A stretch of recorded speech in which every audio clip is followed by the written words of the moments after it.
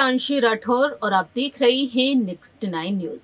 राजस्थान में सियासी संकट लगातार गहराया हुआ है। कांग्रेस पार्टी जो दो गुटों में बटी हुई है, एक तरफ है मौजूदा मुख्यमंत्री अशोक गहलोत और दूसरी ही तरफ है पूर्व डिप्टी सीएम सचिन पायलट। दोनों ही गुटों में इस वक्त मुख्यमंत्री पद की दावेदारी को लेकर जंग छिड़ी हुई है। सचिन पायलट का गुट चाहता है कि सचिन पायलट ही मुख्यमंत्री पद के लिए आगे किए जाएं, जो इस साल विधानसभा चुनाव होने वाले हैं। लेकिन दूसरी ही तरफ अशोक गहलोत गुट के तमाम विधायक भी हैं। फिलहाल देखा जाए तो यहाँ पर जो विधानसभा अध्यक्ष हैं सीपी जोशी, वह लगातार अहम फैसले लेते हुए नजर आ रहे हैं। जो 92 विधायकों ने उन्हें इस्तीफा सौंपा था क्योंकि वह सचिन पायलट को मुख्यमंत्री पद पर स्वीकार नहीं कर पाएंगे। फिलहाल देखा जाए तो विधायकों की संख्या भी यहाँ पर घटती हुई नजर आ रही है, क्योंकि एक एक करके यहाँ पर इस्तीफे वापस भी लिए जा रहे हैं। अब यहाँ पर दूसरी ही तरफ देखा जाए तो अब सवाल खड़े होते हैं बीजेपी को लेकर। आखिरकार बीजेपी की तरफ से उम्मीदवार किसे बनाया जाएगा, इस पर सस्पेंस लगातार बरकरार है। मांग यहाँ पर एक तरफ की जा रही है पूर्व मुख्यमंत्री और महिला विधायक वसुंधरा राजे को लेकर।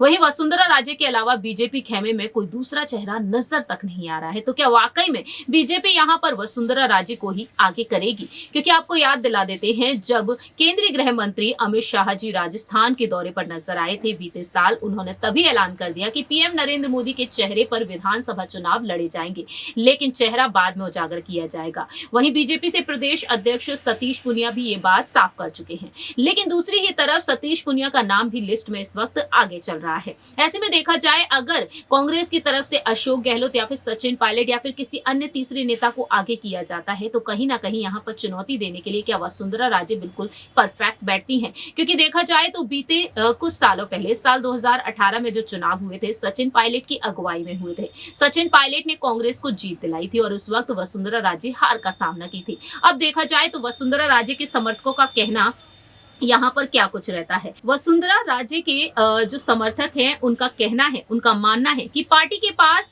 उनसे बड़ा चेहरा नहीं। वहीं सतीश पूनिया और गजेंद्र सिंह शेखावत पीएम मोदी के चेहरे पर चुनाव में उतरने की मांग कर रहे हैं। लोकसभा चुनाव में 25 सीटों पर कब्जा कर चुकी बीजेपी के लिए राजस्थान में पार्टी की ये गुटबाजी महंगी पड़ सकती है। और ऐसे में देखा जाए तो यहाँ पर जेपी नड्डा के द्वारा जो सभाएं हुई थी, वहां पर कुर्सियां खाली तक रह गई थी। असंतोष देखने को मिल रहा है बीजेपी खेमे में भी। दूसरी ही तरफ किरोड़ी लाल मीणा को धरना प्रदर्शन में समर्थन दे चुकी हैं वसुंधरा राजे, और यहां पर वसुंधरा राजे ने कहा कि राजस्थान में पेपर लीक मामले में किरोड़ी लाल मीणा के वह साथ है। ऐसे में देखा जाए तो वसुंधरा राजे के अलावा यहां पर कोई दूसरा चेहरा नजर नहीं आता है। पार्टी के एक धड़े का मानना है वसुंधरा राजे के अलावा कोई बड़ा चेहरा बीजेपी के पास नहीं है। 16 और 17 जनवरी को दिल्ली में बीजेपी की कार्य समिति की जो बैठक हुई, उसमें पीएम मोदी ने साफ तौर पर गुटबाजी से दूर रहने की नसीहत भी दी थी। वहीं अब देखा जाए तो यहाँ पर वसुंधरा राजे को लेकर तमाम तरीके की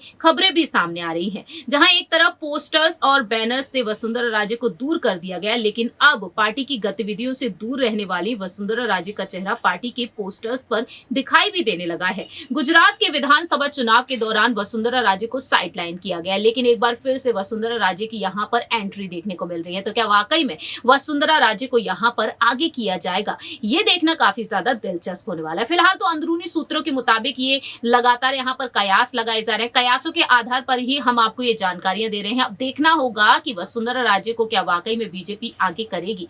ये काफी ज्यादा दिलचस्प होने वाला है। लेकिन आपकी क्या कुछ राय प्रतिक्रिया है, ये आप बता सकते हैं कॉमेंट सेक्शन में। साल 2023 में आखिरकार जीत किसकी होगी, कांग्रेस या बीजेपी की? ये वक्त के साथ साथ ही पता चलेगा। फिलहाल हमारी इस रिपोर्ट में इतना ही। बाकी के तमाम अपडेट्स के लिए आप देखते रहिए नेक्स्ट 9 न्यूज।